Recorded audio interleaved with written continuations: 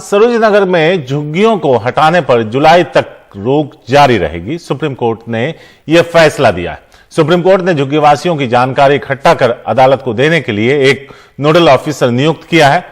यह ऑफिसर सरोजनी नगर की झुग्गियों के लोगों के पहचान पत्र की तस्दीक, परिवार के सदस्यों की जानकारी, आय और व्यवसाय के बारे में जानकारी लेंगे। नोडल ऑफिसर 10 दिनों में यह जानकारी इकट्ठा कर कोर्ट को रिपोर्ट के रूप में सौंपेंगे। जुलाई के तीसरे हफ्ते में अगली सुनवाई होगी।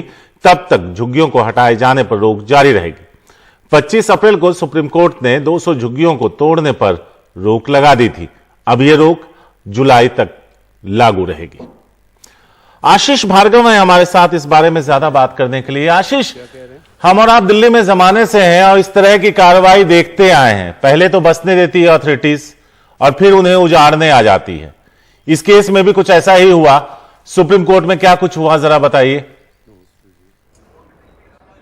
जी देखिए, सुप्रीम कोर्ट ने भी सारे यही सवाल उठाए हैं कि जब सरकारी जमीन होती है और जब लोग आते हैं दिल्ली में, जस्टिस जोसेफ यहाँ पर केएम जोसेफ कह रहे हैं कि दिल्ली में जमीन बहुत बेशकीमती है, बहुत महंगी है। जब लोग यहाँ पर आते हैं अपने सपनों को पूरा करने के लिए, कामकाज के लिए, तो वो कहीं भी सो जाते हैं, जैसे चार्ली चैपलिन सो जाता था। तो वो उसका हवाला दे रहे हैं कि क्या कोई व्यक्ति अगर कहीं सो रहा है किसी सरकारी जमीन पर, तो क्या सरकार उसको रोक सकती है कि आप यहाँ मत सोइए। इसके अलावा वो कह रहे हैं कि जब लोग बसना शुरू होते हैं तब निगरानी करने की जिम्मेदारी भी अधिकारियों की होती है, लेकिन ऐसी कोई निगरानी नहीं की जाती है। और अब ऐसे में जब वहां पर इतने साल से वो लोग बसे हुए हैं, आप अचानक उनको ये नहीं उजाड़ सकते कि आप सरकारी जमीन पर बैठे, आप यहां से चले जाइए। उनके लिए कोई ना कोई व्यवस्था, कोई ना कोई पुनर्वास, कोई ना कोई राहत जरूर आपको देनी चाहिए। और पिछली बार भी सुप्रीम कोर्ट ने केंद्र सरकार को कहा था कि एक मॉडल सरकार, एक आदर्श सरकार के तहत वो काम करे और मानवीय दृष्टिकोण अपनाए इन लोगों के खिलाफ, क्योंकि ये लोग बहुत गरीब लोग हैं। ये वो लोग हैं जो दिल्ली में जमीन नहीं खरीद सकते, अपना घर नहीं बना सकते। तो ऐसे में सुप्रीम कोर्ट ने कड़ाई से, नरमी से, मानवीय तरीके से, समझाने के अंदाज में और अपने न्यायिक जो उनका जनादेश है, जिसके बदौलत वो कोई भी आदेश जारी कर सकता है, उसके तहत अब एक व्यवस्था दी है। सरकार ने एक कहा था कि वो नोडल अफसर बना रहे हैं और सुप्रीम कोर्ट ने उस पर मोहर लगाई है और कहा है 10 दिन के भीतर तमाम रिकॉर्ड जो वहां पर रहने वाले लोग हैं उनका कोर्ट में दाखिल किया जाए।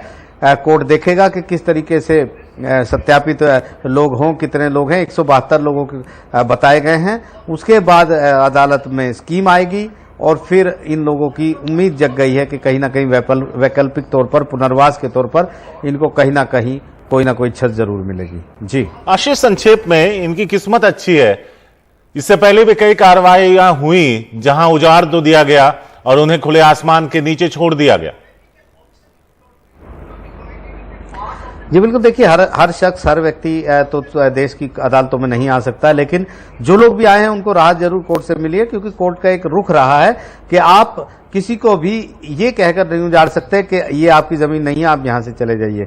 तो भारत का जो कानून है, वो भारत का जो संविधान है, मौलिक अधिकारों को बहुत लंबे चौड़ा दर्जा मिला है, मौलिक अधिकारों को। और जीने का जो अधिकार है खासतौर पर, फिर आश्रय का अधिकार, राइट टू शेल्टर का अधिकार, राइट टू फूड का अधिकार, ये एक ऐसे अधिकार हैं जिनको आप हल्के में नहीं ले सकती कोई भी सरकार। और जब भी सरकारें हल्के में लेती हैं तो हमने देखा किस तरीके से सुप्रीम कोर्ट बीच में आ जाता है। जहांगीरपुरी के मामले में भी सुप्रीम कोर्ट ने तोड़फोड़ पर रोक लगाई, यहां पर झुग्गियां हटाने से भी रोक लगाई।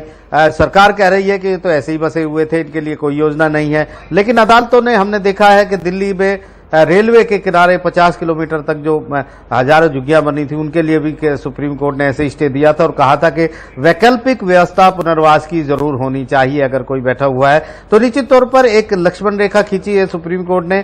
बताने की कोशिश भी की है कि ऐसे मामले जहां पर सरकारी नीतियां होंगी तो भले ही वो उसमें दखल नहीं देगा, लेकिन जब सरकारी नीतियों से निकलकर बात मौलिक अधिकारों की पहुंचेगी देश के नागरिकों के, तो सुप्रीम कोर्ट उनके बीच में खड़ा है, क्योंकि देश की सबसे बड़ी जो अदालत है उसकी जिम्मेदारी संविधान ने दी है कि वो मौलिक अधिकारों की रक्षा करे, उसका पहरेदार बने और उसकी संरक्षण की जिम्मेदारी वो बखूबी निभाए। इसलिए सुप्रीम कोर्ट ने इस तरह के फैसले लगातार दिए हैं। तो बड़ी राहत है सरोज नगर के उन लोगों के लिए। जुलाई के तीसरे हफ्ते तक तोड़फोड़ नहीं होगी, पुनर्वास के रास्ते धीरे धीरे खुल रहे हैं। जी शुक्रिया आशीष इस पूरी जानकारी के लिए।